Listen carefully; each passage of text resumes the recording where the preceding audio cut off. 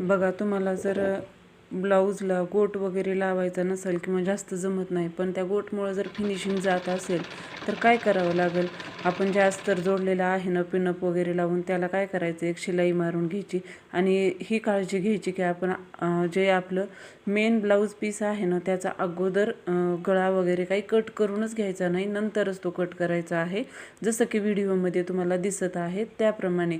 मग अशीच इथं एक शिलाई मारून घेतलेली आहे आणि नंतर कट करून घ्यायचं. आणि कट करून घेतल्यानंतर कात्रीचे कट वगैरे त्याला परत द्यायचे. व्हिडिओमध्ये दिसत आहे तशा प्रकारे मी इथं कट केलं.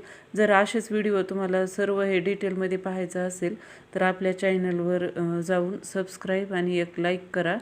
आता हे कट देऊन घेतल्यानंतर हे काय करायचं आहे, असं दाब टीप देऊन घ्यायची आहे. आणि व्हिडिओमध्ये बघत आहात तुम्ही, आपला जर ब्लाऊज पीसचं जे थोडंसं मार्जिन राहतं शिलाई दिलेलं, ते अस्तरच्या साईडने पलटून घ्यायचं आहे.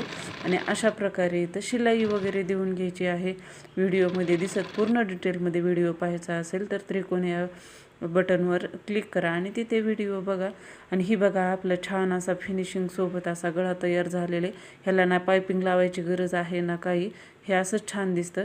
तर तुम्ही हे असं नक्कीच ट्राय करा.